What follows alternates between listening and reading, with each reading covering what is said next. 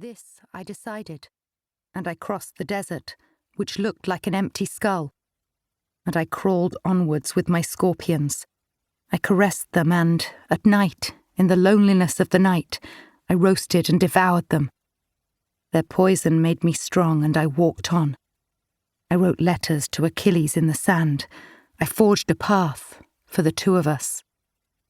But I loved so that I might know how entirely senseless love was. And so I spoke to my lizards and snakes. I cannot be your Eve. She died because she did not want to keep the man's rib inside her. She went away and became an ascetic and lived for 999 years in the realm of silence. And her husband raped the trees, and from his seed yet more sons were made.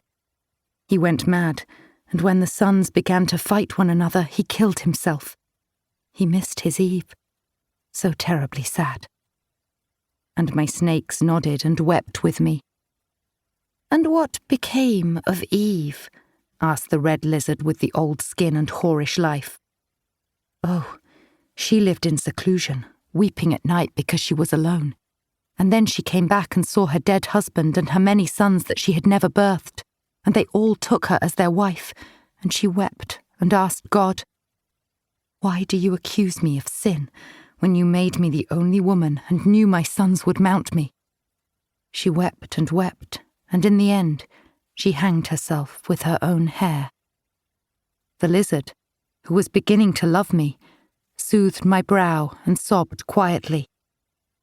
Later, she told me she had prostituted herself and sinned and had loved a city tortoise all her life. But he had been overbred by humans and paid her no attention, and then she had said no to everyone and had gone away and had been living like this ever since, in the silence. I embraced her and drank the milk of the trees and became beautiful. The sand made love to me every night. I had become so beautiful. I never saw my lizard again. She had brought me to the water and waved to me, and I had been almost moved. I did not know what to do next, and fell into a dream of a dream and woke alone. That was terrible. Then Ophelia came to me and kissed my breasts and said, "Get thee to a nunnery. Get thee to a nunnery." I said all I wanted was to pass into nothing. But first everything had to happen. She said nothing did not exist, and I chased her away. Then I flew over the waters. I bribed the wind, exposed myself, sold myself, and at last he signed my pact and took me with him. I told him how I had once been an embryo, and he looked at me with sombre eyes and said, "A great pity that you are now a person." My new nomad land, where he set me down, was quiet and dark. There was a palace in the distance, and I walked to it. I wanted to eat and bathe. But the palace was empty and dismal, and spiders and old men lived there.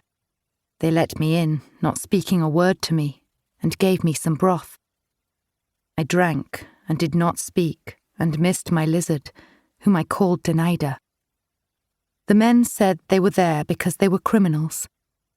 I caressed their aged skin, and it disgusted me, but I felt sorry for them. I said that maybe I could forgive them, and that they were free. They laughed at me and spat upon me and called me a blasphemer. Regret was the only thing keeping them alive, they said.